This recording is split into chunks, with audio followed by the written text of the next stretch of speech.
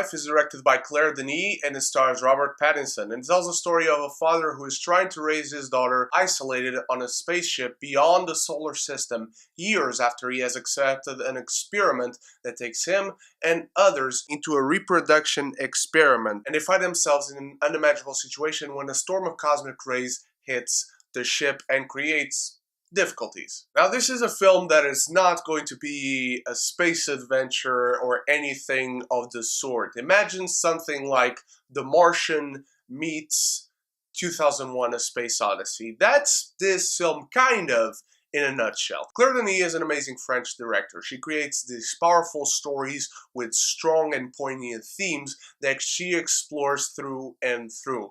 I think this film explores themes, the ones she wants to explore, really well. But let's start with this film's biggest strengths, which first are her aesthetics and her direction and what she wants to shoot.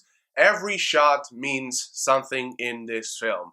They are carefully chosen, as it's clear when you look back into the whole film, into the big picture itself. The other strength of this film is Robert Pattinson. Please watch this film at least once, if not for his performance alone. This dude has come so far after Twilight. Please watch Good Time if you haven't, and please watch what is still his best performance in The Rover. He is a father trying to raise his daughter alone in space. When he came to this spaceship in the first place, he really had no will to live, but it's really the human side of him, both the weaknesses and the strengths, that lead him on this continuous journey to try and raise his daughter, even if in isolation. The film does retort to flashbacks quite a bit, and to me, the film didn't really need that. To me, what made this movie great was when it eventually showed Pattinson with his teenage daughter. It goes back and forth in time a little bit. At one point, you find yourself either in a flashback, seeing other people in this ship and what happened for him to have a daughter, and you find him with a baby.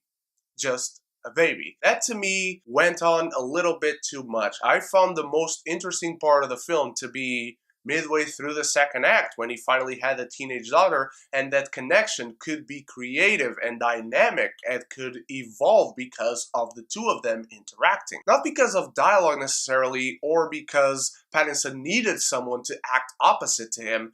There was just a very great dynamic between them that I felt the rest of the film lacked. Because you know eventually what is going to happen to the other people in the ship once you see that they are flashbacks, when you have Robert Pattinson with the other prisoners. So the film, to me, despite having these good themes, it didn't really explore them and discuss them until we had Robert Pattinson. We understood what he was there to do beyond raising his daughter, which I'm not going to spoil, and he actually had a daughter that was being raised and was going through a very complicated period in her life called being a teenager.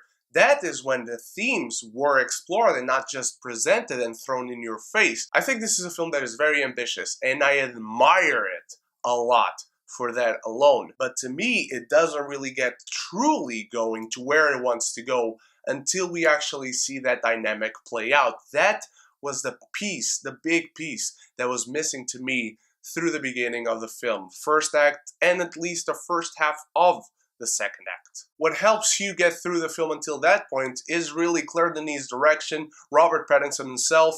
The cinematography is just gorgeous. This is one of those films that you can tell it's a low-budget film, but you can tell it for the best reasons possible. Claire Denis, knowing that she didn't have a big budget, didn't go searching for all the pomp and circumstance to make this film stand out as a spectacular space epic, because she knew she didn't have to. Her performances are great, the writing is solid, her direction is just wow, and she knows the story she wants to tell, and she tells it despite having lots of moments that it does linger on unnecessary things a little bit too much. It's a strong storyline with transfixing aesthetics that lumbers along in places a little bit too much. It's not an easy sit-through, it's just that sometimes outbursts of, let's say, violence or something new pops in the story that I'm not going to spoil, of course. That is a breath of fresh air here and there. The film just lingers on and is a little bit too slow for the story she wants to tell, in my opinion. I'm giving High Life a B-.